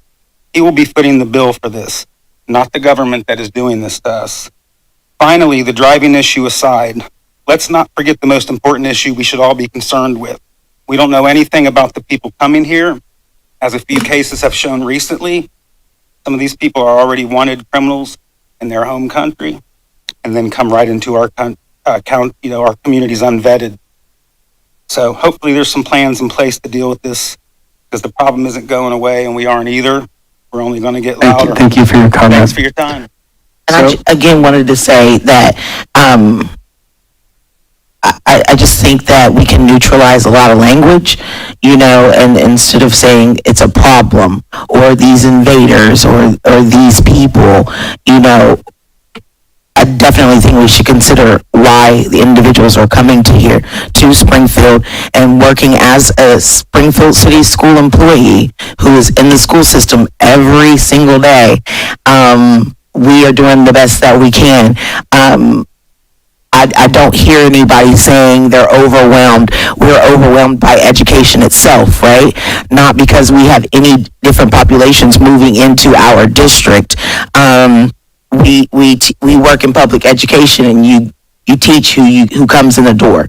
So on that front, I keep hearing the schools from someone that's every single day working in Springfield City Schools and has for the last 12 years. That is not a major concern of ours. And I see other educators that currently work within the systems as well. We have to teach who comes through our doors. So, and that's just plain and simple. If you don't want to teach who comes through the door, I highly suggest maybe going to a public school, a private school, or some Christian school or something like that. But I definitely feel like when we use things like it's going to get ugly, the problem's going to get worse, I think that turns the mindset into that it is going to be a problem. It's going to be ugly. They're invaders. It's mind-blowing to me. And especially when we talk about invaders, again, let's go back to the start of this country. So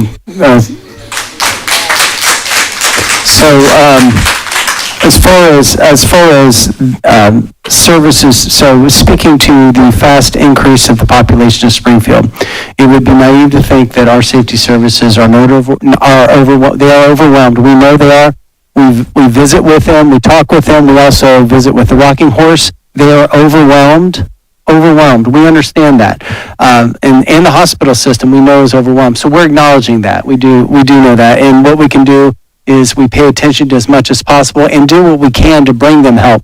We are hiring on all levels of our safety services, for sure.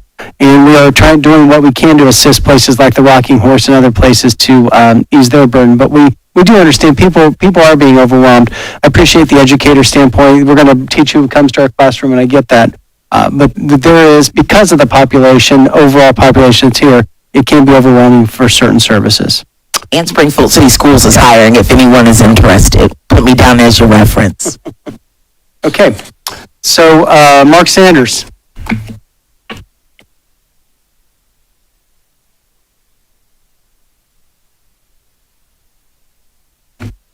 Mark Sanders, Snyder Domer Road, Springfield, Ohio. Just want to last comment about invaders. I have Cherokee lineage, so I was here first. To basically counteract and discuss some of the things, the gentleman was mentioned about having his garage destroyed. His pets were killed, and the person that did it basically fled. Didn't appear to court. There's a bench warrant out for him. So He actually got tackled by the owner of the garage. no. He didn't go to his court. He fled. Yeah, He did go to court, but he was turned down at the jail when they was brought in by officers. Right. So this is something, Mark, I went to the house, I spoke with Quint, I've seen the damage. It sucks. It's terrible. And there's, I'm not going to justify one thing. The house was damaged by a drunk driver who was not here by protective status, but the person was absolutely drunk. I think there is something, Chris, we can look at the end of Howard. When you go over Howard and come down, there's been 3 accidents on this particular property over the last 20 years. And so on the end of this road, there's no signage that indicates that you can only go left or right at that point. So what I'd like us to look into, is there anything that we can put as a deterrent barricade or something on that when you're coming over Howard and you go right down? This person was going fast and was absolutely wasted and went straight into the garage, the back of the garage, and killed all these reptiles this individual had collected for a long time. The daughter was 10, 15 feet away in her bedroom. This was devastating. It was terrible. I don't condone any of that. It was criminal activity that did this. Right. But Criminal activity. Right, but he fled the state. They can't find him. There's a bench So warrant is that issued. true, Chief, to your knowledge? That's not true. Not true. So that's, Okay, okay. good. That's good to hear. Yeah, and we don't want people we want justice served, of course, Yeah. okay? One more address. I know we talked about one time about Bridgewater. 175 Skyway was the specific address. So, one of the things is there seems to be more concern about pronouns than there is about the impact to some of the people. I've spoken about 3 different things when I've spoken here. It's either been the mistreatment of people, which I've defended the people that are here, and they're being treated like livestock. I've spoken about the victims of indiscretions of others, and I've spoke about accidents that cause death. So I've never used anything remotely pigment related. So I don't want anybody mistreated. I want everyone to be as safe as they are. They want to be, rather, in their neighborhood. But we need to try to shift that focus. Again, Rob, I think it was very, very admirable for you to go out there and visit that site. I know that the gentleman appreciated it greatly, that you actually took the time to go out there and visit that. We still have the lady over on South Yellow Spring Street. Has anybody made any effort to stop by her house? The one that had the car hit it, corner of Innisfallen and South Yellow Springs? No. Okay. I didn't. I haven't been by there. I know she was looking for help to try to get her house structurally sound. So, I think we're going to get a lot more things resolved as a group. It's just as racist to turn a blind eye to a group because of skin tone as it is to hold grudges against a group for skin tone, if that makes any sense. Racism is a two-way street. No, it's not. By definition, it is not. Absolutely it is. And one thing I want you to remember So let's just, you I don't can want to go make back and proposed, forth. but Springfield City Schools are in a bad position. I'm there every day. And they ran I'm dead in last last year. So you can only go up. So please, we want to try to help. Everyone wants to try to help. Nobody Sure. wants failing schools because schools are what Absolutely. creates the community. Mm-hmm. So again, no one that's standing up behind this lectern that I've heard anybody speak is a racist. Nobody. Okay, thank you, Mr. Mark. I have the utmost respect for you. You're right. You're always solution-oriented when you come. You come with data that we can actually act on. And so I certainly appreciate you for that. But I would really encourage you to look up the definition of racism. Okay. Thank you, Mark. I have. Thank you. Reverend Linda Stempley.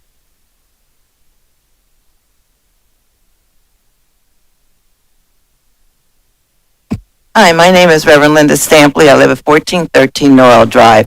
And first and foremost, I'd like to say thank you for the work that's been done on Yellow Spring Street and the other streets that's been needed for so long. But I have a question for you. When I moved over on Norrell Drive, occasionally people from the city with the tree cutting would come out. No one's been out. And the trees are now like coming up out of the ground. Our sidewalks are standing up. I have a disabled child and it's all uneven. And then the trucks are going by and they're knocking all the branches off of the trees. Is there any way possible that on our little cul-de-sac that somebody could come out there and maybe trim the trees for us? We will look into it. Sometimes those trees are connected to power lines, and it's the power company that will come and trim those trees down, but we'll look into your address, which I have right here. These are in the front of the house? Yes. When there's no power lines? If they're on the strip that the city would be responsible, we can certainly look into that. Thank you very much. Thank you. Gary Armstrong. 109 East Ward Street. There's a couple questions. I was looking at the newspaper where a year ago, September, O'Neill was saying the appraisal for the Village Inn, he was misled. I find that kind of ignorant statement, somebody who should know what the value of properties is. But it certainly is failed because that appraisal would stand more like in Columbus, Ohio, not the location. It was the whole deal was a fiasco. And about what me and several other people are going to file here, this is what we want you to answer about that situation. Is actually there was a transfer of $500,000 to $700,000. I think there was a mention that it was to pay off the land contract. Really, somebody else has said it was somebody who stepped in before the city paid 1.7, and that means he made about $1 million. That needs to be investigated by the Ohio Bureau of Criminal Investigation. Appraisals were flawed completely. This city extremely overpaid, and without due diligence, the only reason why we would pay that much were I would have went in and offered $300,000 because I knew I'd have to tear the buildings down, and I estimated $300,000 to $400,000. I was pretty much on the money. And it wasn't. And I said this when I came here to talk about the commissioner who didn't get permits. I said it's not acceptable for the intended use, and the payment is ridiculous. The condition is ridiculous. But we've also talked about. Some people asked, the guy, I remember his face, asked about, when are you going to give me an answer? You've never given him an answer on the investigating of that appraisal. And did you get insurance? Was any money received? And if the city did take out insurance, these are all answers. And the site had 4 buildings and only 4 rooms caught fire. And then you had the one pipe that burst, but you all of a sudden, as a body, voted to tear it all down and now using a $2 million lot for a firehouse. That's actually inaccurate. Well, how far is it? We're only using a portion. 100,000? We're using a portion of the lot. It's way over, Rob. Way over. Ridiculously over. And those questions need to be answered. And now you've got the executive in, 70 rooms and only 34 are used because the others aren't habitable. And now I hear it's closing. These are 2 decisions that somebody has to pay for passing this. It is such an abuse of taxpayer money. You use that $44 million through the American Whatever Act, it's still wasted taxpayer money down the drains. If we collectively, as cities across the United States, spent money like those hotels, we'd be $20 trillion. Gary, I want to encourage you to have a second meeting with our law department about the issues of the contract and that property. I know that we followed everything we were supposed to do when that property was purchased. So thank you. Your time is up. We'll have our next speaker. And the executive end's not closing. That's false. Lynn McIntosh. Lynn McIntosh. Okay. Karen Manning.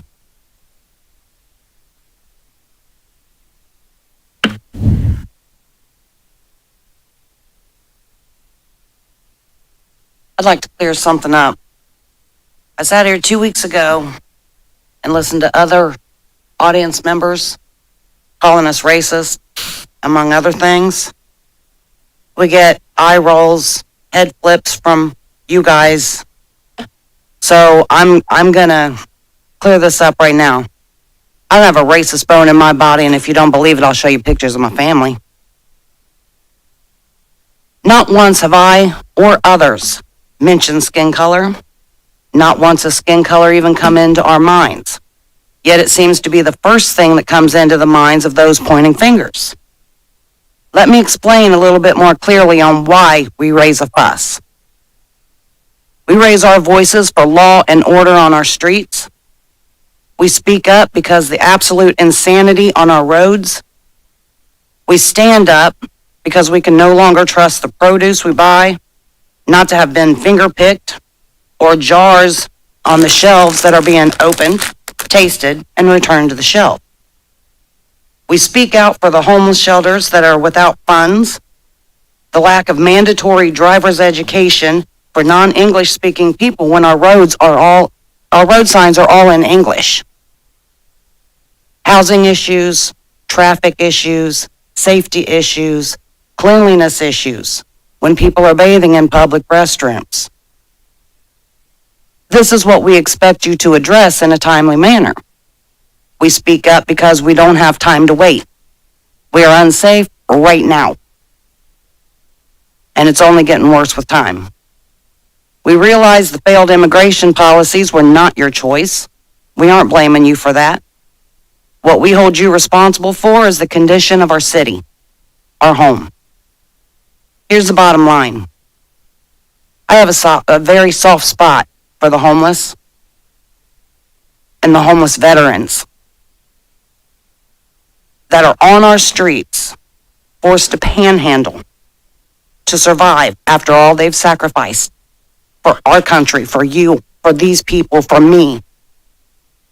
Freedom is not and was never free. But I can't help them all. I can't take them all home with me. Why? Because I can't afford it. Just as this city cannot afford to take full responsibility for illegal, undocumented non-citizens. Feel for them?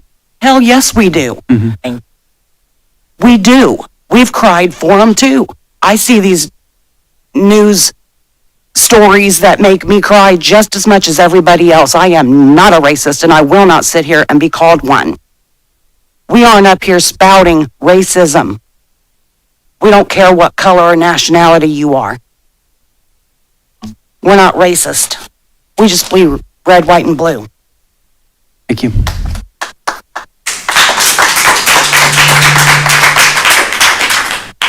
Eric Klein? Eric Klein? Okay, thank you. Krista? Can't pronounce your last name, so I apologize. Thank you. Hi, Emmett.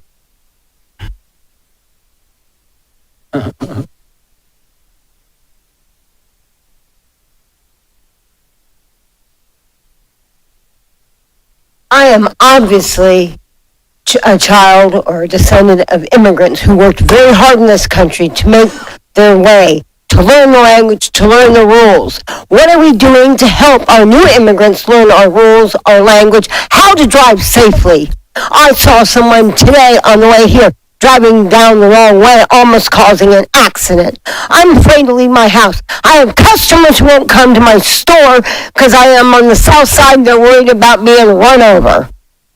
Okay, and the guy who ran through Quinn Farrell's garage, you say he's an illegal immigrant? Is he going to be deported? Are we deporting people?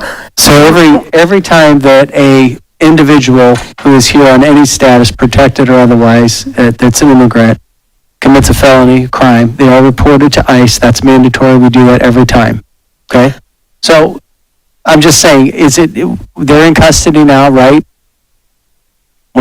Okay. I think Allison stepped out for a second. Yes. Okay, yeah, but they're in custody. So, I mean, I hear what you're saying. I'm just saying, wanted to let you know that when they commit a crime, that's when we do involve ICE, that we're supposed to involve them as well. It's mandatory. And we do. I've called many times. I see people driving down the road on their cell phones, going the wrong way, pulling out.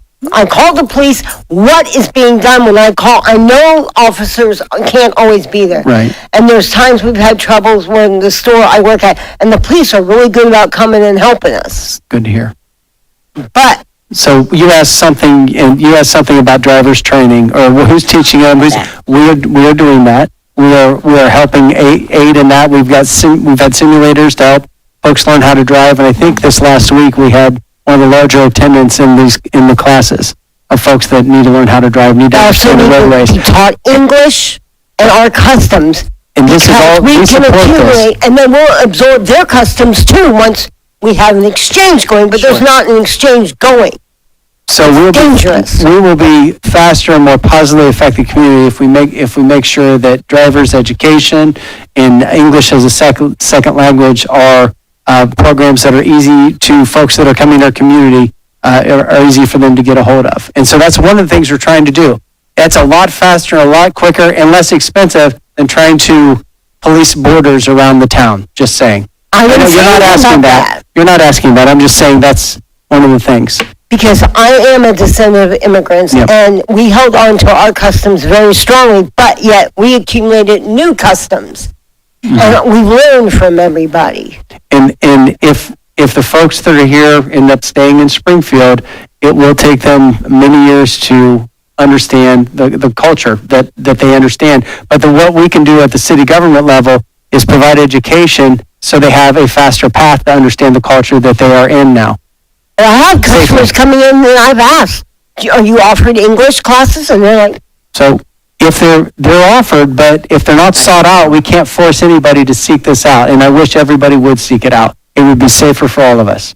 it'd be nice if you post things within their community it's very frustrating for them too. One of the things that we do have, that we're involved with is this larger committee that people keep bringing up about, how are they understanding or what benefits or, this situation.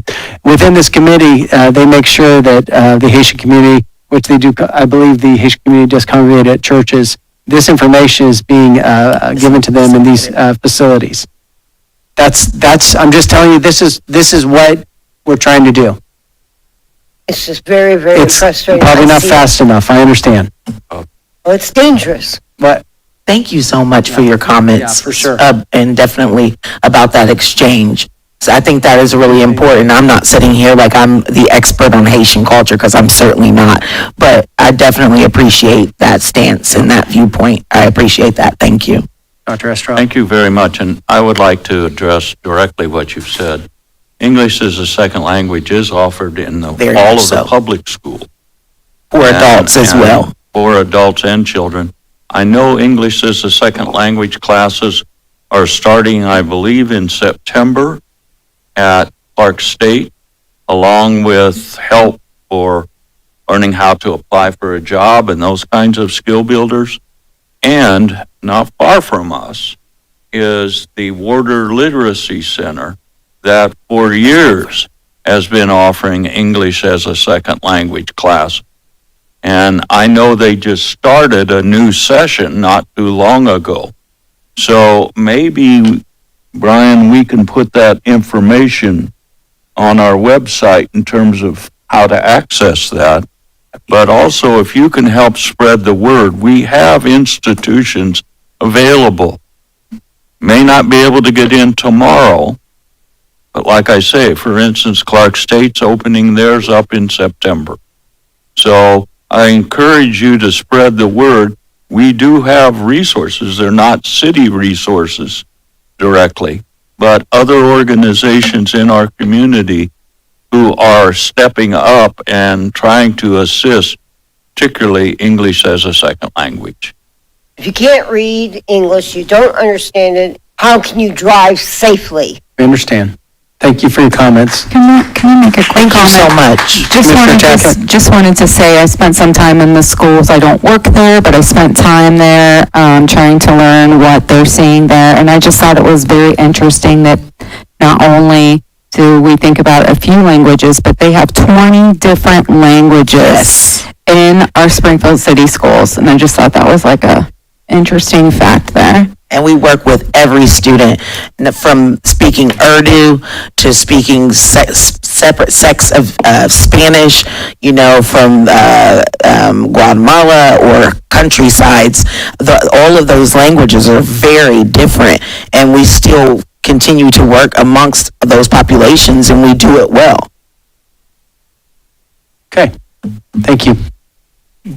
Jolene Keaton?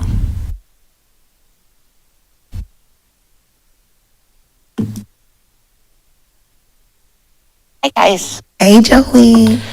So, kind of piggybacking off of part of what Diana said with our roads and everything, and also what you said about actually having something that we can focus on and fix, kind of in the middle. So, 7 months ago, the events that took place with my housing led me here.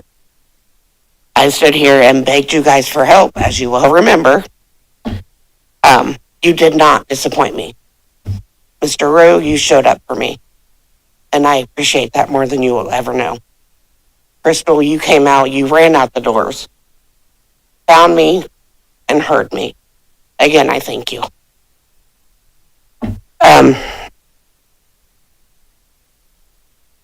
So right now, with the economy being the way that it is, my husband and I, we DoorDash on a regular basis, kind of make ends meet.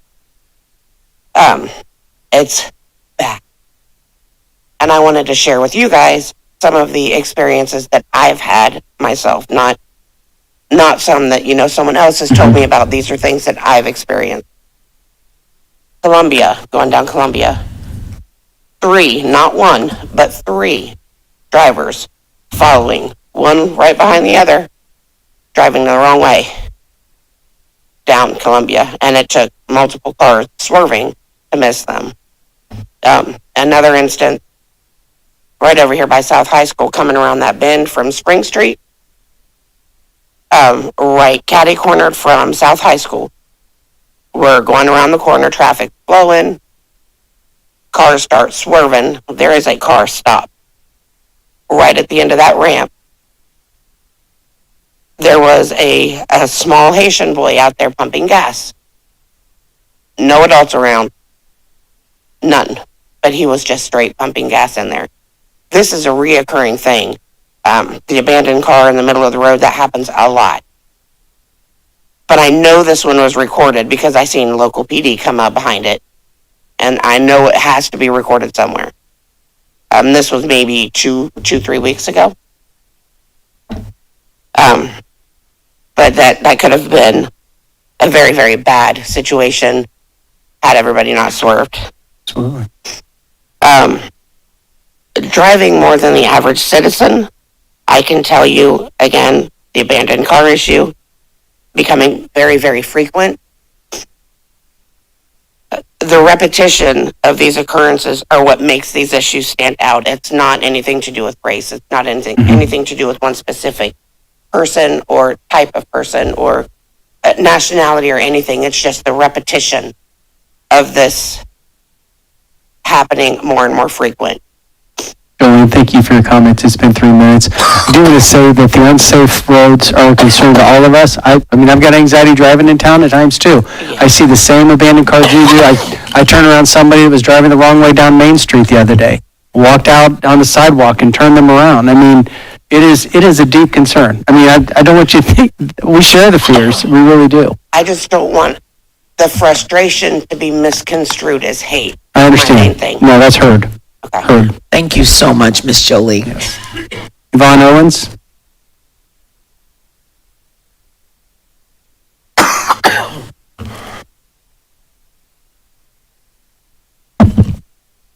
Thank you. There's an immigration bill that was brought before the Senate and the House of Representatives in the United States government. All lawmakers said it was the best immigration bill they have ever seen in 50 years.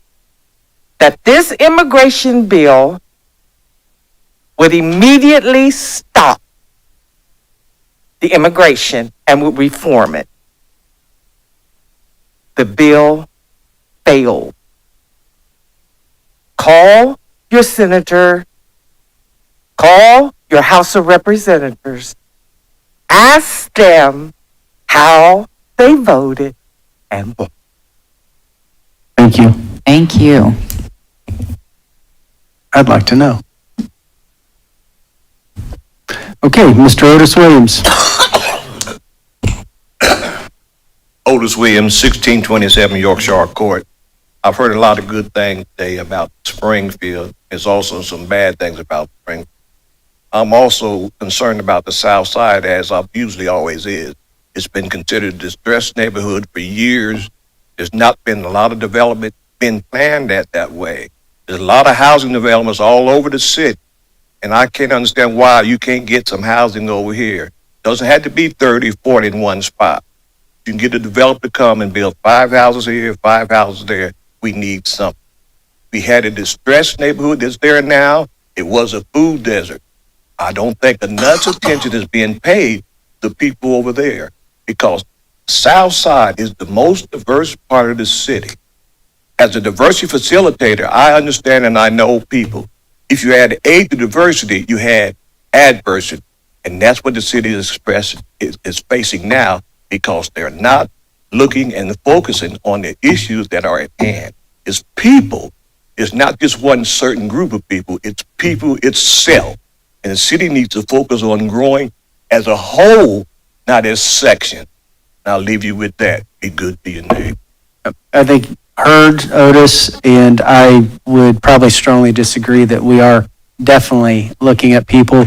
And if a developer wanted to develop in any of the properties you're talking about, we would wholeheartedly give them every benefit that is afforded any other developer to do that. So I know that the commissioner, you got something, don't you? I do. Okay, just hang on. But the commissioners do care about the people, and the decisions we make, we try to do the best we can for the people, Otis. But I know we may disagree on that. I do agree with you, Mr. Otis. I was noticing that as well, in being born and raised on Johnson Avenue, right by Lee's Chicken, my entire life.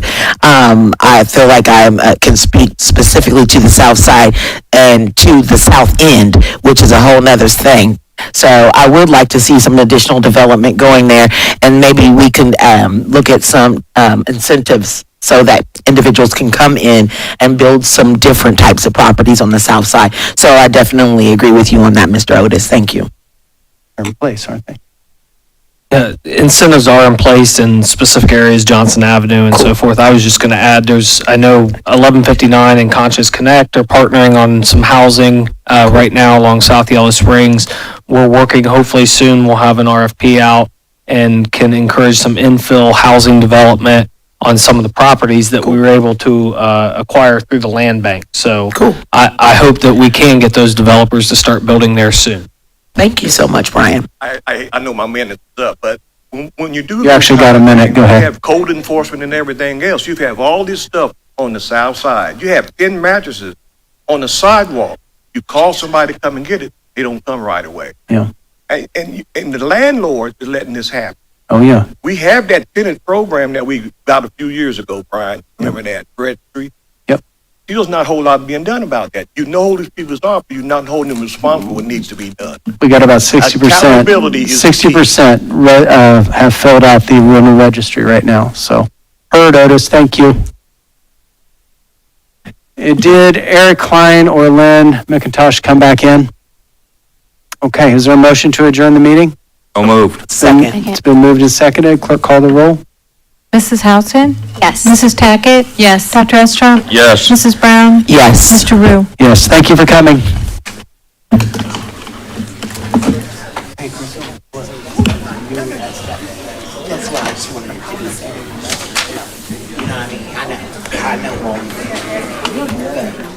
I'm just kidding. I tease you. People I work with, they'll start talking about Nice job. Thank you for coming out. Appreciate you. Dr. E, don't you go nowhere. Thank you for the humanity in your statement. Let me come around so you Yeah. Thank you. Yes, I heard it. Yeah.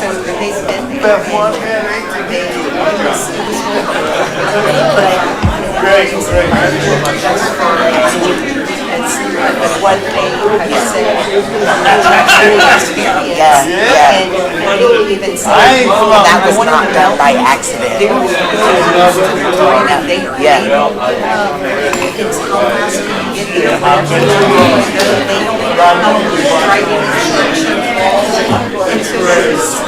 It is.